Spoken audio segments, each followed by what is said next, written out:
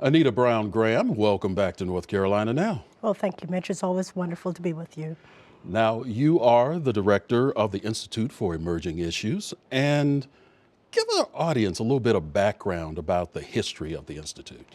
Well, the Institute for Emerging Issues was created in 2002. We are a unit of North Carolina State University, and we really extend the university's public service mission.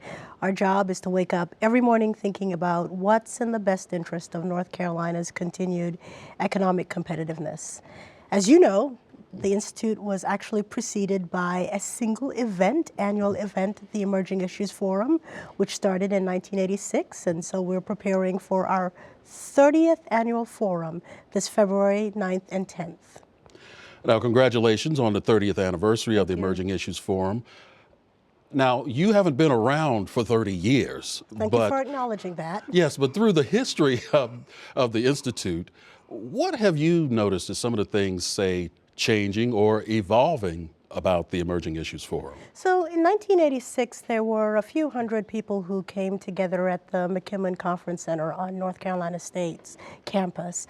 Last year, February, for our 29th forum, we had 1,300 people at the Raleigh Convention Center, and we had people not just from this region, we had people representing 96 of North Carolina's 100 counties. So what's different? We've really grown up. We've become a statewide effort where people in every corner, from every sector, from every perspective, see this as a single opportunity for North Carolinians to come together and discuss something really important to our future.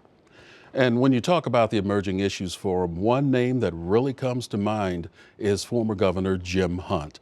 How instrumental has he been with the Emerging Issues Forum as well as the Institute? So as you know, Governor Hunt was the co-founder of the Emerging Issues Forum. He and then Chancellor Bruce Poulton at NC State really had this idea that it was important for North Carolinians to come together and focus on these big global issues that were confronting the state.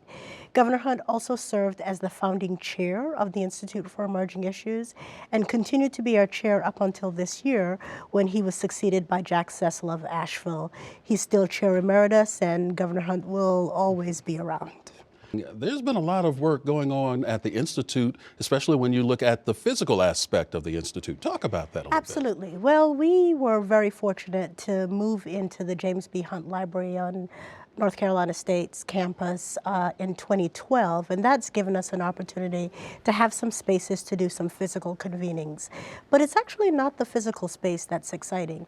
What's most exciting is this physical hub that we have called the Emerging Issues Commons is also available online. And so we now have the ability to interact with people all across the state, irrespective of where they are located, and for them to be able to interact with our ideas and with other people 24/7. That's really the dream. You want to work on North Carolina's future, I don't care where you are and how you want to do it, you ought to be able to connect through the Institute for Emerging Issues.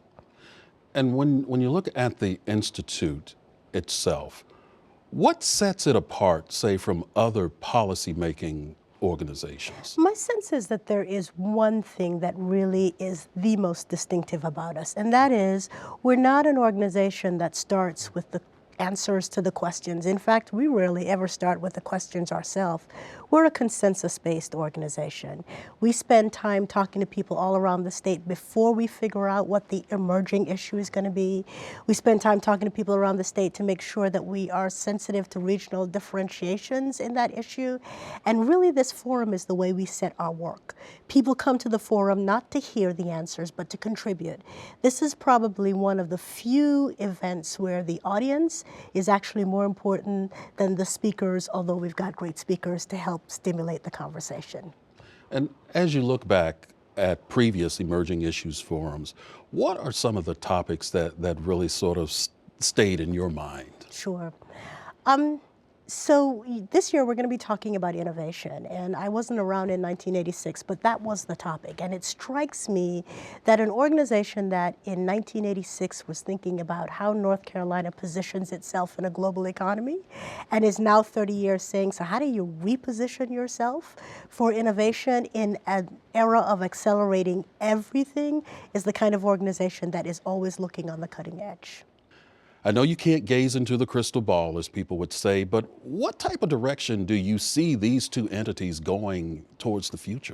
Well, we've already begun to do many, many more convenings a year than the single forum. It's obviously the thing that has the highest visibility, but we're all over the state convening people all the time.